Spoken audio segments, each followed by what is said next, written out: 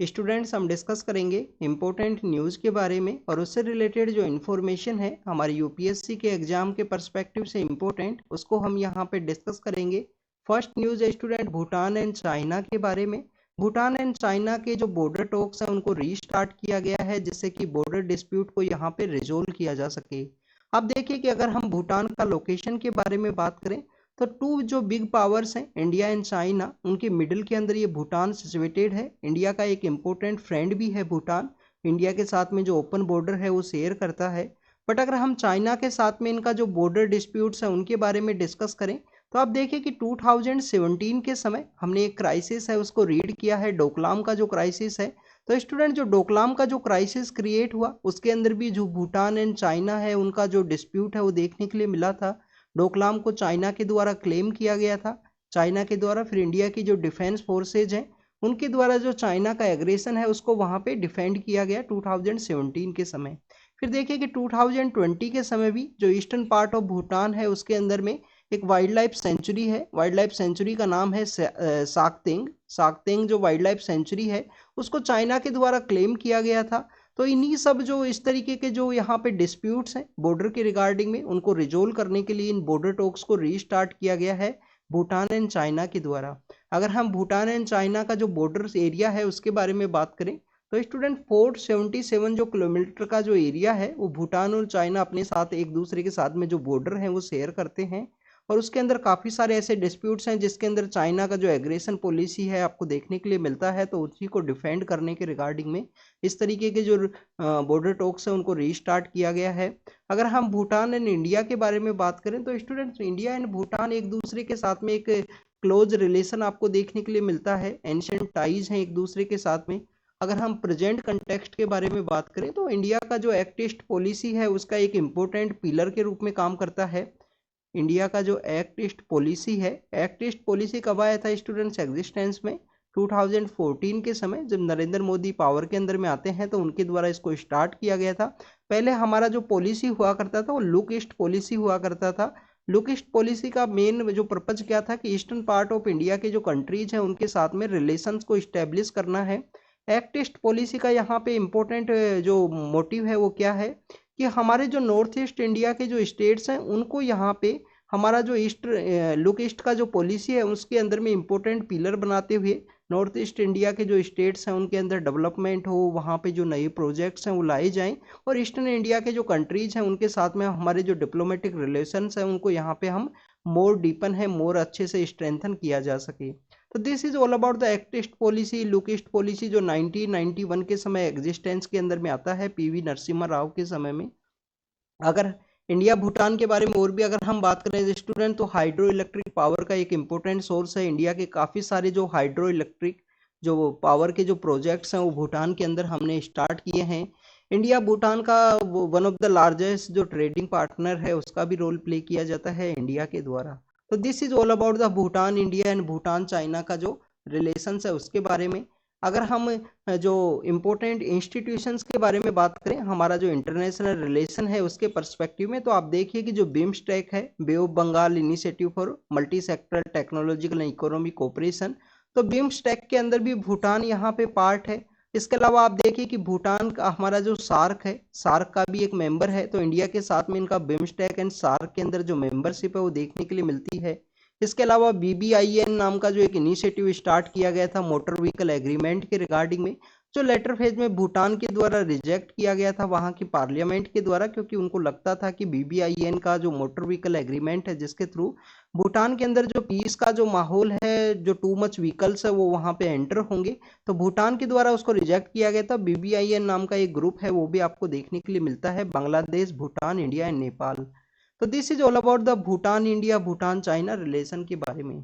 Next अगर हम बात करें स्टूडेंट्स, एक आईएएस ऑफिसर है, उड़ीसा कैडर के आईएएस ऑफिसर है, उनका जो सीएम है, उड़ीसा के जो सीएम हैं उनके ये काफ़ी जो प्राइवेट सेक्रेटरी के रूप में इन्होंने काम किया है। तो अभी रिसेंटली इन्होंने वीआरएस लिया गया है इनके द्वारा, और इनका जो पॉलिटिकल एंट्री है उसके रिगार्डिंग में जो न्यूज़ है उसको मेंशन किया गया था।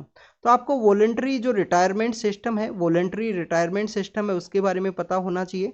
वॉलंटरी रिटायरमेंट सिस्टम क्या है कि बिफोर द 60 ईयर भी आप यहाँ पे जो रिटायरमेंट है उसके लिए अप्लाई कर सकते हो।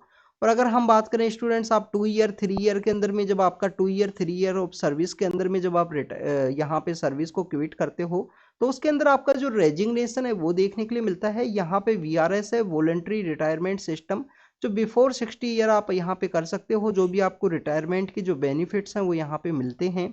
अगर हम VRS के बारे में बात करें स्टूडेंट, तो ऑल इंडिया सर्विस के अंदर में मिनिमम आपका जो 20 ईयर्स का जो सर्विस है वो होना चाहिए, और आपकी जो एज है वो 40 प्लस होनी चाहिए। उस समय में आप VRS के लिए बेसिकली अप्लाई कर सकते हो।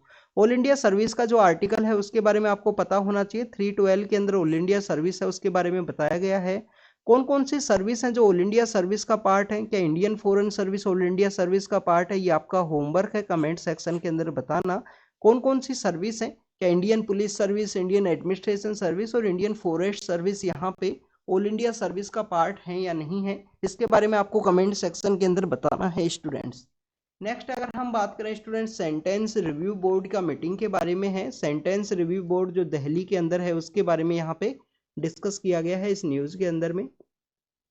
स्टूडेंट, सेंटेंस रिव्यू बोर्ड के द्वारा ऐसे कोई प्रिजनर्स हैं जिनको यहाँ पे 20 प्लस ईयर्स हो चुके हैं, उनका जो यहाँ पे बिहेवियर है वो काफ़ी अच्छा देखने के लिए मिला है। तो उनकी रिगार्डिंग में जो सेंटेंस रिव्यू बोर्ड के द्वारा उनका जो सेंटेंस है, उनको जो यहाँ पे सज़ा दी गई है उसको रिव्यू किया जाता है सेंटेंस रिव्यू बोर्ड के द्वारा। तो स्टूडेंट्स, उसी के बारे में यहाँ पे डिस्कस किया गया है कि जो सेंटेंस रिव्यू बोर्ड है उसका ईयर के अंदर 4 टाइम्स मीटिंग होना चाहिए। जो मिनिस्टर यहाँ पे प्रिजन का जो डिपार्टमेंट है, जिसको मिनिस्टर के द्वारा हेड किया जाता है, उसी मिनिस्टर के द्वारा सेंटेंस रिव्यू बोर्ड को भी हेड किया जाएगा। इसके अलावा स्टूडेंट्स, यहाँ पे जो काउंसिल ऑफ मिनिस्ट्री के द्वारा या सेंटेंस रिव्यू बोर्ड के द्वारा सेंटेंस जिन पर्सन्स को या प्रिजनर्स को जो रिलीज करने के रिगार्डिंग में जो गाइडलाइंस हैं, उनको आर्टिकल 161 के इक्विवेलेंट माना गया है। आर्टिकल 161 क्या है? गवर्नर का जो पार्डन पावर है, प्रेसिडेंट का जो पार्डन पावर है, उसको किसके अंडर में रखा गया है? 72 के अंडर में आर्टिकल 72 है। और आर्टिकल 161 के अंदर किसका पावर है? यहाँ पे गवर्नर का जो पार्डन पावर है उसको डील किया गया है। दोनों के बीच में क्या डिफरेंस है? क्या डेथ जो सेंटेंस है उसको दोनों के द्वारा डील किया जा सकता है? ये आपको कमेंट सेक्शन के अंदर बताना है। क्या डेथ सेंटेंस को प्रेसिडेंट एंड गवर्नर दोनों के द्वारा ही डील किया जा सकता है, दोनों के द्वारा उसके अंदर जो पार्डन पावर है वो दी जा सकती है? इसके बारे में आप कमेंट सेक्शन के अंदर बताना। इसके अलावा जो डिफरेंट टाइप को जो पार्डन्स है उनके बारे में आपको पता होना चाहिए। कम्यूटेशन है एंड जो सब्सटीट्यूशन, कम्यूटेशन के अंदर आपको सब्सटीट्यूशन देखने के लिए मिलेगा, रिप्राइव है, रेस्पाइट है, उन सभी के बारे में आपको पता होना चाहिए। ऑलरेडी हमने जो बाटला हाउस का न्यूज़ डिस्कस किया था जिसके अंदर कम्यूट किया गया था, उसका जो डेथ पेनल्टी है उसको ईयर लाइफ टाइम इम्प्रिजनमेंट के अंदर कन्वर्ट किया गया, उसके अंदर भी हमने डिस्कस किया था। तो सेंटेंस रिव्यू बोर्ड को कौन हेड करेंगे? जो प्रिजन के रिगार्डिंग में जो मिनिस्टर हैं उनके द्वारा हेड किया जाता है। 2023 का जो प्रीलिम्स है उसके अंदर क्वेश्चन पूछे गए हैं स्टूडेंट प्रिजन के रिगार्डिंग में। तो आपको ये जब टॉपिक्स हैं उनको अच्छे से पता होना चाहिए, क्योंकि प्रिजन रिफॉर्म के रिगार्डिंग में एक कमेटी है उसको भी कॉन्स्टिट्यूट किया गया था रिसेंट समय में।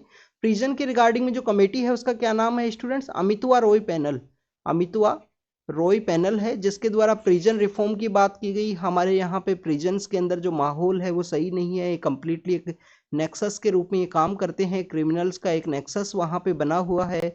इसके अलावा आप देखिए कि प्रिजन के अंदर में ऑक्यूपेंसी जो रेट है वो भी आपको हायर देखने के लिए मिलेगी, मोर देन 100% है। इसके अलावा जो प्रिजन का जो मैनुअल है वो हमारी मिनिस्ट्री ऑफ होम अफेयर्स के द्वारा बनाया जाता है, और जिसको इम्प्लीमेंट स्टेट के अंदर देखने के लिए मिलेगा, क्योंकि प्रिजन जो है वो एक स्टेट सब्जेक्ट है। तो this is all about the prison के बारे में है। नेक्स्ट अगर हम बात करें, कुछ फिशरमैन्स है जिनको यहाँ पे अथॉरिटीज़ के द्वारा पकड़ा गया है, क्योंकि इनके द्वारा कुछ ऐसे जो प्रोहिबिटेड जो सामान है, जो थिंग्स हैं, उनको इनके द्वारा एक कंट्री से दूसरे कंट्री के अंदर इलीगल सप्लाई की वजह से। आप देखिए कि जो सी ककम्बर नाम का जो एनिमल है उसको भी इनके द्वारा सप्लाई किया गया है। जो हमारा वाइल्ड लाइफ प्रोटेक्शन एक्ट है, जो वाइल्ड लाइफ प्रोटेक्शन एक्ट है 1972 का, उसके अंदर वो कम्प्लीटली प्रोहिबिटेड है। तो उसका भी सप्लाई के रिगार्डिंग में इन जो फिशरमैन्स हैं इनको यहाँ पे एजेंसीज के द्वारा हेल्ड किया गया है। तो इंडिया और जो श्रीलंका का जो एरिया है इसके अंदर कंटिन्यूस इस तरीके का आपको इलीगल जो एक्टिविटीज़ हैं वो देखने के लिए मिलती हैं, और समय समय के द्वारा जो हमारी एजेंसीज हैं उनके द्वारा इस तरीके से जो फिशरमैन्स हैं जिनके द्वारा इलीगल एक्टिविटीज़ की जाती हैं उनको यहाँ पे कैच किया जाता है। धनुषकोटी जो आइलैंड है उसके बारे में यहाँ पे डिस्कस किया गया है। इसके अलावा आपको पता होना चाहिए जो हमारा मैरीटाइम एरिया है जो हम श्रीलंका के साथ में शेयर करते हैं, कौन सा स्टेट है स्टूडेंट? वहाँ पे पाक स्टेट आपको देखने के लिए मिलता है। नेक्स्ट अगर हम बात करें स्टूडेंट मैसूर के दशहरा के बारे में है, चामुंडी हिल्स के ऊपर इसको सेलिब्रेट किया जाता है। लेटर फेज में जो जम्बो का जो सवारी है, जम्बो जो एलिफेंट है उसके थ्रू जो सवारी है वो यहाँ पे निकाला जाता है। ये मैसूर का प्लेस है, इसके बारे में आपको पता होना चाहिए। एंग्लो मैसूर वॉर के बारे में भी आपको पता होना चाहिए। 4 ये जो लड़ाइयाँ हैं वो लड़ी गई थी एंग्लो मैसूर का, जिसमें फर्स्ट जो बैटल है जो आपको किसके द्वारा हेड की जाएगी, वो हेड की जाएगी हैदर अली के द्वारा, जिसके द्वारा मैसूर के अंदर एक सिपाही के रूप में काम करते थे। लेटर फेज में वो वहां पे पावर है उसको टेक ओवर करेंगे। सेकंड बैटल के बारे में बात करें स्टूडेंट, सेकंड बैटल हेड की जाएगी जो हैदर अली के जो बेटे हैं Tipu Sultan, one of the mighty king इनके बताया गया है उस मैसूर का एम्पायर जिसके द्वारा ब्रिटिश अथॉरिटीज से अच्छे से जो बैटल है वो लड़ी जाती है। थर्ड आप देखिए कि थर्ड के अंदर में जो यहाँ पे टीपू सुल्तान है वो कमजोर होता है, जिसमें जो ट्रीटी ऑफ श्रीरंगपट्टनम है वो साइन की जाती है। और फोर्थ के अंदर में आप देखिए कि जो टीपू सुल्तान है उसका वहाँ पे डेथ हो जाएगा उस बैटल के अंदर में, क्योंकि टीपू सुल्तान का एक वहाँ पे एक डायलॉग आपको काफी फेमस देखने के लिए मिलता है कि कंप्लीट जो लाइफ है वो शिप की तरह जीने के बेटर एक दिन आप लोइन की तरह अपना जो लाइफ है वो वहाँ पे बिताइए। अगर हम मैसूर दशहरा के ओरिजिन के बारे में बात करें तो विजयनगर एम्पायर के समय जो 1336 के समय हरिहरायन बुक्का नाम के जो पर्सन है उनके द्वारा स्टार्ट किया गया था। जो विजयनगर एम्पायर है उसके अंदर 4 डिफरेंट डायनेस्टीज है वो रूल किया करती थी, सुलवा है, तुलवा है, 2 डायनेस्टीज आप कमेंट सेक्शन के अंदर बताना। नेक्स्ट आप देखिए कि विजयनगर एम्पायर के अंदर ही जो हम्पी नाम का जो सिटी है वो काफ़ी फेमस है, यूनेस्को के अंदर भी उसको रिकॉग्नाइज किया गया है प्रेजेंट समय में। और जंबो सवारी है, आप देखिए इन एलिफेंट्स को कहाँ से सप्लाई किया जाता है, नागरहोल जो टाइगर रिजर्व है जिसके अंदर आपको एलिफेंट्स भी देखने के लिए मिलते हैं। तो नागरहोल टाइगर रिजर्व से जो एलिफेंट्स है उनको सप्लाई किया जाता है मैसूर का जो दशहरा है उसके अंदर में। इसके अलावा आप देखिए कि रेस्ट ऑफ इंडिया के अंदर विजयदशमी का जो फेस्टिवल है वो सेलिब्रेट किया गया है। कल का जो दिन था उस दिन आप देखिए कि कोटा है राजस्थान के अंदर, जिसके पास में जो यहाँ पे आपको जो रावत भाटा नाम की जो जगह है, रावत भाटा के अंदर में जो हमारा न्यूक्लियर पावर प्लांट आपको देखने के लिए मिलता है। हिमाचल के अंदर जो कुल्लू का एरिया है, इसके अलावा आप देखिए कि मैसूर का यहाँ का जो दशहरा का जो फेस्टिवल है वो यहाँ पे काफ़ी ज़्यादा फेमस है। पर मैसूर का जो दशहरा फेस्टिवल है वो माँ दुर्गा की याद में जो चामुंडी देवी है उनका जो मेमोरी है उसके रूप में सेलिब्रेट किया जाता है। उनके द्वारा किस तरीके से महिषासुर नाम का जो पर्सन है उसका वहाँ पे मर्डर किया गया था। अगर हम बात करें नॉर्दर्न पार्ट ऑफ इंडिया में रावण का जो डेथ है उसके रूप में सेलिब्रेट किया जाता है, रावण को वहाँ पे एविल के रूप में शो किया जाता है। तो स्टूडेंट्स आप भी आपकी जो प्रिपरेशन में जो एविल्स हैं, हमारी प्रिपरेशन में एविल्स क्या होती हैं बेसिकली आप देखिए कि इनकन्सिस्टेंसी है, न्यूज़पेपर कर लिया, ऑप्शनल को नहीं कर पाए, बैलेंस अच्छे से इस्टेब्लिश नहीं कर पाए प्रीलिम्स एंड मेंस के अंदर में। तो जो भी इनकन्सिस्टेंसी है, जो भी यहाँ पे ऐसे एविल्स हैं आपकी प्रिपरेशन के अंदर में, उसको यहाँ पे आप एलिमिनेट कीजिए अपना विजयदशमी के फेस्टिवल के रूप में, और जिससे कि आप अच्छे से 2-4 साल का अच्छा सा मेहनत करके एग्ज़ाम को क्रैक कर सको। नेक्स्ट अगर हम बात करें स्टूडेंट्स, यहाँ पे एनसीईआरटी के बारे में है, आपने फंडामेंटल ड्यूटीज़ के बारे में रीड किया होगा।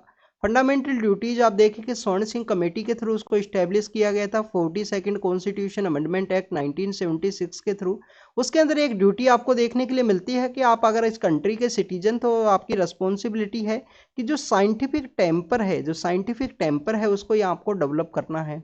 अभी रिसेंटली जो चंद्रयान का रिगार्डिंग में जो हमारा सक्सेस है उसको ऐड करने की बात की गई है एनसीईआरटी के अंदर में, जिसके अंदर माइथोलॉजिकल जो स्टडी है उससे उसका लिंकेज है वो शो किया गया है। तो उसकी रिगार्डिंग में जो एजुकेशनिस्ट है उनके द्वारा कंसर्न्स रेज किए गए हैं कि साइंटिफिक टेम्पर को हमको बूस्ट करना है, जो कि हमारी जो एजुकेशन पॉलिसी है उसका भी एक इम्पोर्टेंट पार्ट के रूप में आपको देखने के लिए मिलता है कि साइंटिफिक टेम्पर को हमें डेवलप करना है। तो this is all about the scientific temper के बारे में, जो कि फंडामेंटल ड्यूटी का पार्ट है। कौन सा जो फंडामेंटल ड्यूटी है आर्टिकल 51A के अंडर में, ये आप कमेंट सेक्शन के अंदर बताना या उसको रीड करना, हमारी जो टोटल 11 जो ड्यूटीज हैं उनके बारे में। नेक्स्ट अगर आपको यहाँ पे पता होना चाहिए क्या फंडामेंटल ड्यूटीज हैं, क्या हमारी जो फंडामेंटल ड्यूटीज हैं वो जस्टिसिएबल हैं, क्या इनका यहाँ पे इम्प्लीमेंट ना होने के ऊपर आप यहाँ पे जो कोर्ट है उसके अंदर जा सकते हो, तो इसके बारे में आपको बेसिकली पता होना चाहिए। हमारा जो आर्टिकल 51A के अंदर में जो हमारा ए नंबर का जो ड्यूटी है, फर्स्ट नंबर का जो ड्यूटी है, उसके अंदर क्या हमारा जो नेशनल सॉन्ग है उसको कवर किया गया है या नहीं किया गया है, क्या ओनली नेशनल एंथम को कवर किया गया है, तो इसको आपको पता होना चाहिए। तो उसके अंदर बताया गया है to abide by the constitution, आपको किसका रेस्पेक्ट करना है, आप इस कंट्री के सिटीजन हो तो आपकी क्या क्या रेस्पॉन्सिबिलिटी है उसके बारे में। चंद्रयान मिशन के बारे में अगर हम बात करें, चंद्रयान फर्स्ट मिशन आपको 2007-8 के समय में देखने के लिए मिलता है। 2019 के समय हमने चंद्रयान सेकंड मिशन सेंड किया था, जिसमें हम जो अनसक्सेसफुल रह पाए थे उस समय में, जो प्रोजेक्टर जो उसका लैंडिंग है वो सक्सेसफुल नहीं हो पाया था। इसके अलावा देखिए कि चंद्रयान जो थर्ड मिशन है वो अब 2023 के अंदर में, जो 23 अगस्त का जो दिन है उस दिन सेलिब्रेट किया। उस दिन हमने हमारा जो मून का जो सदर्न पार्ट है उसके लिए हमारा जो चंद्रयान थर्ड मिशन है उसको वहाँ पे सेंड किया, सक्सेसफुल वहाँ पे रहा है। इसके अलावा आप देखिए कि अगस्त जो 23 अगस्त का जो दिन है, 23 अगस्त का जो दिन है उसको हम किसके रूप में सेलिब्रेट करेंगे, नेशनल स्पेस डे के रूप में हम उसको सेलिब्रेट करेंगे। तो this is all about the students NCERT material, Chandrayaan mission and scientific temper, जो फंडामेंटल ड्यूटी का पार्ट है। आप इस कंट्री के सिटीजन हो तो आपका रेस्पॉन्सिबिलिटी है, उसके बारे में हमने डिस्कस किया। नेक्स्ट न्यूज़ के बारे में अगर हम बात करें, डीएनए जो फेस मैचिंग है उस सिस्टम के बारे में है। हमारे यहाँ पे जो क्रिमिनल प्रोसीजर है उसके रिफॉर्म के रिगार्डिंग में एक एक्ट आया था स्टूडेंट, तो उसी के जो प्रोविजंस है उसको यहाँ पे इम्प्लीमेंट करने की बात की गई है। कुछ पुलिस स्टेशंस के अंदर में फेस जो मैचिंग है, फेस जो रिकॉग्निशन का जो टेक्निक्स है उसको यूज किया जाएगा, डीएनए का जो कॉन्सेप्ट है उसको इंट्रोड्यूस किया जाएगा सेंटर के द्वारा। तो इसको यहाँ पे डिस्कस किया गया है कि कैसे ये इन्वेस्टिगेशन के अंदर एक इंपॉर्टेंट रोल प्ले करेगा।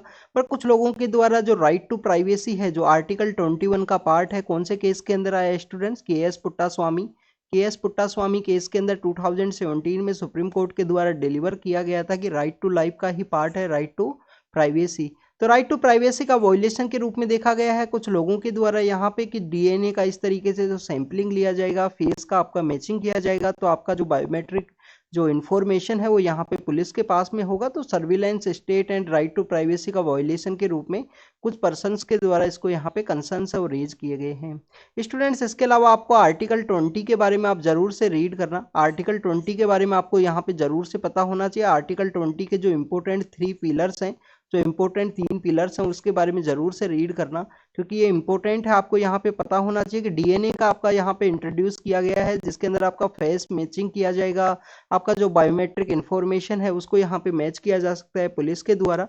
तो क्या आप इस तरीके से आपका जो सैंपलिंग है उसको लिया जा सकता है या नहीं लिया जा सकता, जो आपको आर्टिकल 20 के अंदर देखने के लिए मिलेगा, तो उसको आप जरूर से रीड करना है। नेक्स्ट अगर हम बात करें, हमारे सीजीआई सर के द्वारा एक स्पीच के अंदर कहा गया है कि जजेज बेसिकली इलेक्टेड नहीं होते हैं, वो यहाँ पे जो देखिए कॉलेजियम सिस्टम के थ्रू इनको इलेक्ट यहाँ पे नॉमिनेट किया जाता है। अपॉइंटमेंट जो प्रोसेस है प्रेसिडेंट के थ्रू आपको देखने के लिए मिलता है। बस सोसाइटी का जो इवोल्यूशन जो प्रोसेस है, सोसाइटी के अंदर जो नई नई जो चीज़ है उनको ऐड करना, नए नए जो कॉन्सेप्ट्स हैं उनको हमारा जुडिशियल प्रोसेस के अंदर लाना, गवर्नमेंट को यहाँ पे डिक्टेट करना, तो ये सब आपको देखने के लिए मिलता है। जो सीजीआई सर के द्वारा कहा गया कि जुडिशरी के अंदर जो जज हैं वो इलेक्टेड नहीं होते हैं पीपल्स के द्वारा, बट आप देखिए कि इवोल्यूशन ऑफ सोसाइटी के अंदर एक इंपॉर्टेंट रोल प्ले करते हैं। चाहे अगर हम होमोसेक्सुअलिटी के बारे में ही बात करें तो आप देखिए कि जो 377 जो सेक्शन है आईपीसी का, जिसके अंदर क्रिमिनल ऑफेंस हुआ करता था, उसको डिक्रिमिनलाइज किया गया, चाहे वो 1% के आसपास ही माइनर कम्युनिटी हो हमारी कंप्लीट सोसाइटी के अंदर में। इसके अलावा आप देखें कि जुडिशरी के द्वारा ही जो राइट टू प्राइवेसी है, डोरी के जो केसेज हैं, अलग अलग जो डिफरेंट टाइप के जो केसेज हैं वो इनके द्वारा डील किए जाते हैं। सोसाइटी का जो समय के साथ में जो इवोल्यूशन प्रोसेस है उसके अंदर एक इंपॉर्टेंट रोल है वो इनके द्वारा प्ले किया जाता है। आप देखिए कि सोसाइटी के बहुत सारे केस हैं जिसमें जो हमारी जुडिशरी है उसके द्वारा एक इंपॉर्टेंट रोल प्ले किया गया। इन्वायरमेंट के रिगार्डिंग में भी आपको देखने के लिए मिलेंगे। इन्वायरमेंट के रिगार्डिंग में इनके द्वारा जो इंपॉर्टेंट जजमेंट्स हैं, ईपीसीए नाम का जो इंस्टीट्यूशन है वो इन्हीं के द्वारा इस्टेब्लिश किया गया है। एडवाइजरी ज्यूरिसडिक्शन है, जो ओरिजिनल ज्यूरिसडिक्शन है। इसके अलावा रिव्यू का जो ज्यूरिसडिक्शन है उसके थ्रू अपने जो केसेज हैं उनको भी रिव्यू किया जाता है। तो ये जुडिशरी के बारे में यहाँ पे जो डिस्कस किया गया था उसको हमने देखा यहाँ पे।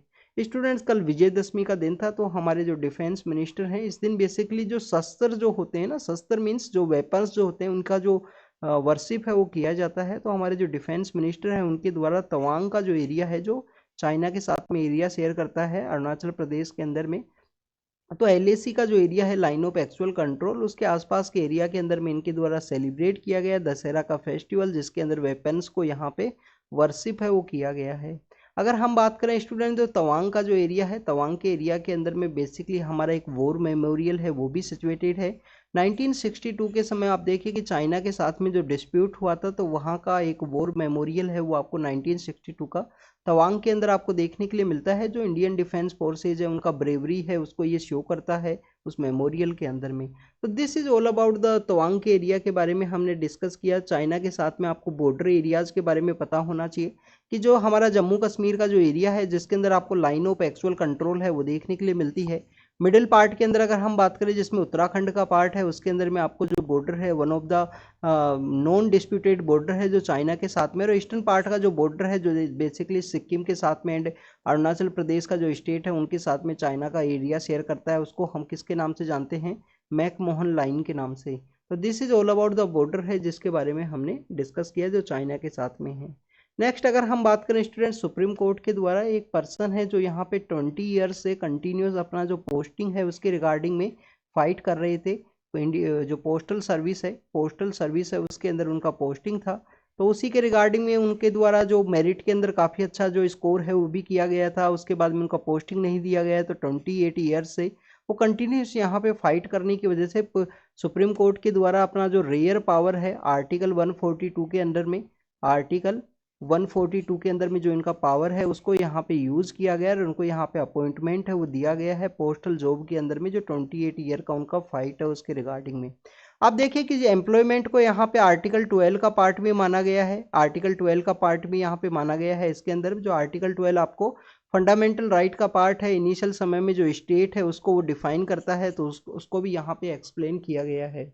यहाँ पे स्टूडेंट सुप्रीम कोर्ट के द्वारा बेसिकली रेफर किया गया कि आर्टिकल जो 12 है जो कि पब्लिक एम्प्लॉयर के बारे में है, वो स्टेट के अंदर उसको विद हेल्ड किया गया है हमारे कॉन्स्टिट्यूशन का आर्टिकल 12 के अंडर में कि कॉन्स्टिट्यूशन का यहाँ पे किसी भी अथॉरिटी का यहाँ पे पावर नहीं है कि किसी भी कैंडिडेट को थ्रो आउट कर दे विदाउट कोई रीज़न दिए हुए कि आपको ये रीज़न के बिना ही जॉब से निकाला जाए। तो स्टेट का जो पार्ट है उसके अंदर में काउंट किया गया है एम्प्लॉयर को यहाँ पे। तो this is all about the यहाँ पे जो सुप्रीम कोर्ट के द्वारा आर्टिकल 142 को यूज़ किया गया उसके बारे में हमने डिस्कस किया। स्टूडेंट्स, हमारे फॉरेन सर्विस के एक ऑफिसर है उनका एक बुक आया है, बुक के अंदर 2015 के समय जो ऑनरेबल पीएम श्रीलंका की विजिट के लिए गए उसको यहाँ पे मेंशन किया गया है, जिसके अंदर जो ड्रेस कोड है उन सभी के बारे में बात की गई है कि उस टेम्पल के अंदर उनका एंट्री है उसके बारे में मेंशन किया गया है। बेसिकली आपको ये पता होना चाहिए कि वो टेम्पल है नॉर्दर्न पार्ट ऑफ श्रीलंका का जो नॉर्दर्न पार्ट है जाफना का एरिया वहाँ पे सिचुएटेड है। और आप देखिए कि जाफना वही जगह है जो लिबरेशन ऑफ तमिल टाइगर इलम है, लिबरेशन ऑफ तमिल टाइगर इलम है उसका यहाँ पे डोमिनेटेड एरिया हुआ करता था। उसके बाद में जो श्रीलंका है सिविल वॉर की सिचुएशन के लिए जाएगा, तो उसके बारे में आपको बेसिकली पता होना चाहिए। जाफना जो कि एक पेनिनसुलर एरिया है नॉर्दर्न पार्ट ऑफ श्रीलंका के अंदर में 3 एरियाज से जो आपका इंडिया के साथ में अपना जो मैरीटाइम एरिया है वो शेयर करता है जाफना। अगर हम बात करें स्टूडेंट, हमारा यहाँ पे जो FSSAI नाम का इंस्टीट्यूशन है उनके द्वारा QR कोड है उसको स्टार्ट करने की बात की गई है कि कोई बेसिकली हमारे विजुअली डिसेबल जो पर्सनस हैं उनको बेसिकली हेल्प मिले कि उनको क्या खरीदना है। तो किसी भी जो फूड आइटम है उसके वहाँ पे जो QR कोड है वो लगाने का जो बात है वो किया गया है FSSAI के द्वारा। Food safety and standard authority of India है जो किसके अंडर आपको देखने के लिए मिलेगा, ministry of health and family welfare के अंदर में। Food safety and standard authority of India जो कि कब इस्टेब्लिश हुआ स्टूडेंट, 2006 के समय में। कौन सी मिनिस्ट्री है, ministry of health and family welfare. इनके द्वारा जो पैकेजिंग, इनके द्वारा जो रूल्स एंड रेगुलेशंस हैं जो फूड आइटम्स के रिगार्डिंग में जो डिसाइड किए जाते हैं। आप देखिए कि कुछ दिन पहले एक ट्रांस फैट का जो इश्यू है वो भी न्यूज़ के अंदर में था। ट्रांस फैट का जो इश्यू है कि कितना जो ट्रांस फैट्स है वो होनी चाहिए, उनको रिड्यूस करने के रिगार्डिंग में FSSAI की क्या गाइडलाइंस है उसको भी हमने डिस्कस किया था। तो स्टूडेंट्स, FSSAI के द्वारा यहाँ पे QR कोड को इस्टेब्लिश करने की बात की गई है। यूजुअली जो डिसेबल जो पर्सनस है उनकी रिगार्डिंग में फूड आइटम्स को सिलेक्शन के अंदर उनको जो प्रोसेस में हेल्प कर सके। इंफॉर्मेशन एंड ब्रॉडकास्टिंग मिनिस्ट्री के बारे में बात करें तो TRI की जो telecom regulatory authority of India का जो रिकमेंडेशंस है उसके बेसिस पे कुछ टीवी जो केबल टीवी चैनल्स हैं उनका यहाँ पे रजिस्ट्रेशन है उसको कैंसिल किया गया है इंफॉर्मेशन एंड ब्रॉडकास्टिंग मिनिस्ट्री के द्वारा। तो स्टूडेंट्स इस तरीके से किया जा सकता है अगर कोई कंट्री का जो सोवरेनिटी, इंटीग्रिटी या फ्रेंडली रिलेशन हमारे जो नाइबर कंट्रीज है उसके साथ में हार्म करे तो ministry of information and broadcasting के द्वारा उन टीवी चैनल्स को या आप देखिए यूट्यूब चैनल्स को भी यहाँ पे जो बैन एंड किया जा सकता है इंफॉर्मेशन एंड ब्रॉडकास्टिंग मिनिस्ट्री के द्वारा। वर्ल्ड बैंक के जो प्रेसिडेंट हैं अजय बंगा सर, उनके द्वारा कहा गया है कि जियो पॉलिटिकल इश्यूज हैं वो one of the biggest threat नहीं है इकोनॉमी के लिए प्रेजेंट समय में। इसके अलावा भी आपको काफ़ी सारे जो रिस्क है वो वर्ल्ड इकोनॉमी के अंदर देखने के लिए मिलते हैं।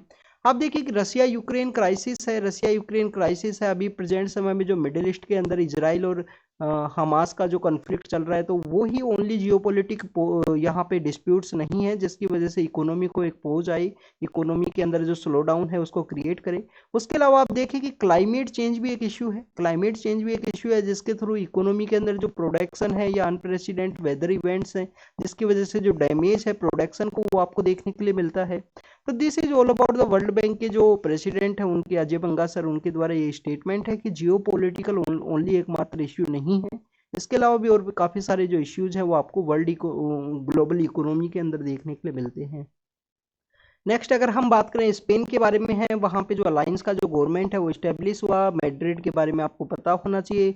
यूनाइटेड नेशन जो वर्ल्ड जो ट्रेड ऑर्गेनाइजेशन है उसका जो हेडक्वार्टर कहाँ पे सिचुएटेड है स्टूडेंट्स, मैड्रिड के अंदर में। स्पेन का लोकेशन के अंदर आप देखना जो ईस्टर्न पार्ट ऑफ स्पेन है वहाँ पे एक इनका एक स्टेट है कैटेलोनिया। कैटेलोनिया के अंदर कुछ दिन डिमांड आपको देखने के लिए मिला था कि कैटेलोनिया को जो सेपरेशन का डिमांड है 2017-18 के समय में कैटेलोनिया का डिमांड था कि हमको यहाँ पे स्पेन से जो सेपरेट कर दीजिए क्योंकि उनके द्वारा हाईएस्ट नंबर ऑफ जो टैक्स है वो उन्हीं के द्वारा पे किया जाता है।